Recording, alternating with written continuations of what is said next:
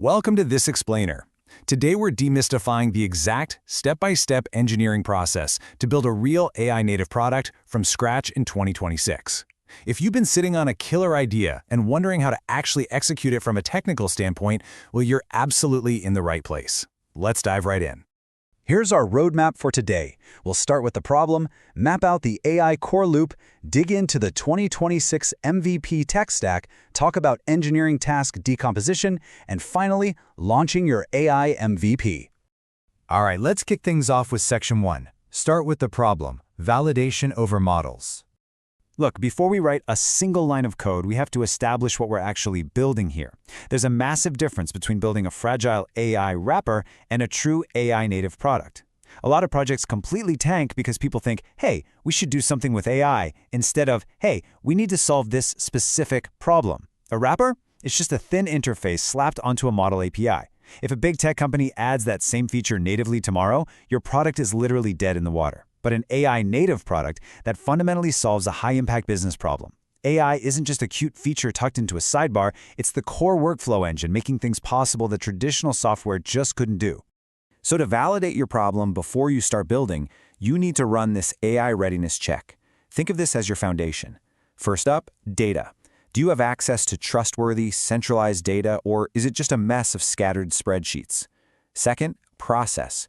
Are there existing workflows your AI can plug right into, or are you going to force your users to learn a totally new behavior? Third, people. Who is the internal champion going to be on the business side? And finally, risk and compliance. What are the industry constraints, privacy laws, or safety rules you need to build around from day one? Honestly, if you can't confidently answer these 4 questions, you are just not ready to start coding your MVP. Moving right along to Section 2, the AI core loop, designing the workflow. Now, what's really fascinating about this phase is that we have to design the actual AI workflow before we even think about picking our tech stack. A strong AI-native product is built around this specific 5-step core loop. This is what keeps your MVP focused on driving real user behavior, instead of just throwing in flashy AI gimmicks. Step 1, the user provides context. Step 2, the AI reasons or generates an action. Step 3, the product delivers a genuinely useful output. Step 4, and pay attention because this is absolutely critical for adoption, the user reviews, edits, or approves that output. And Step 5, the system actually learns and improves from that human interaction. Narrow your MVP down to just one target user completing this specific loop, and you'll build something people actually rely on. Let's jump into Section 3, the 2026 MVP tech stack, the layer cake. Okay. Let's reveal the definitive, modern engineering stack that's going to save you from a mountain of technical debt. This exact combination of tools delivers production-grade software in days, not months. In 2026, picking the wrong stack is basically a silent startup killer. So here's the formula. For your front end, Next.js 14 or higher is the absolute default. It natively handles the streaming you need for AI content. For data, PostgreSQL combined with pgvector is unmatched. It handles your relational data, documents, and vector embeddings all in one single place, completely eliminating the headache of juggling multiple databases early on. And for AI orchestration, the actual brain of your setup, LangChain or Llama Index are the industry standards for managing multi-step chains, memory, and retrieval. Let's zoom in on that backend decision for a second. The crucial takeaway here is that FastAPI is absolutely the right backend choice if your core value is AI. Why? Well, because Python natively supports the entire AI ecosystem. Literally every major model and tool drops a Python SDK before anything else. Plus, FastAPI gives you native asynchronous support, which you really need for streaming those large language model responses. You should really only go with Node.js if your team is super JavaScript native and your AI requirements are limited to simple, single-turn API calls. But for a true AI native product, FastAPI is your best friend. Bringing us to Section 4, engineering task decomposition, lowering costs. As you start building out your logic, you're going to hit a major speed bump. Massive API bills for long context tasks. You want top-tier quality? Sure. But blasting giant prompts through the most expensive models will burn through your startup runway so fast. So the million-dollar question is, how do you lower your AI API costs while simultaneously improving the output quality? It sounds like a total paradox, right? But there's a specific engineering strategy that hits the nail on the head here. The magic answer is task decomposition. Simply put, this just means breaking down a really complex task into simpler, bite-sized steps. By lowering the level of intelligence required for each individual step, task decomposition lets you write clearer, much more focused prompts. Instead of trying to teach an AI the whole universe at once and totally confusing it, you give it one specific job.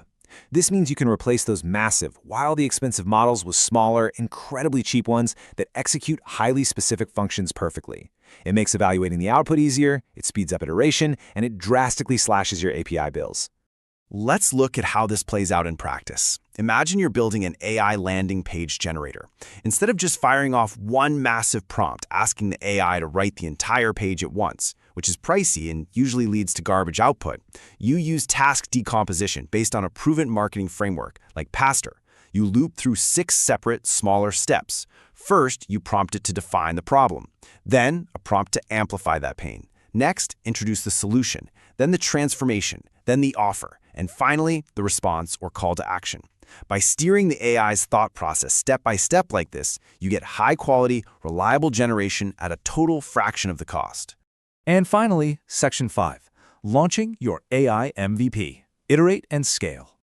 Okay, so your MVP is finally built, but getting it live is really just the starting line. Once real users get their hands on it, you have to establish a solid rhythm for tracking adoption milestones and measuring usage post-launch. You're looking for metrics tied to efficiency, quality, and real business impact. Are users actually completing that core loop we designed earlier? Are they making heavy manual edits to the AI's output? Or are they trusting it out of the gate? And here's the coolest part about AI-native products. You can actually let the AI itself analyze your support logs and usage patterns.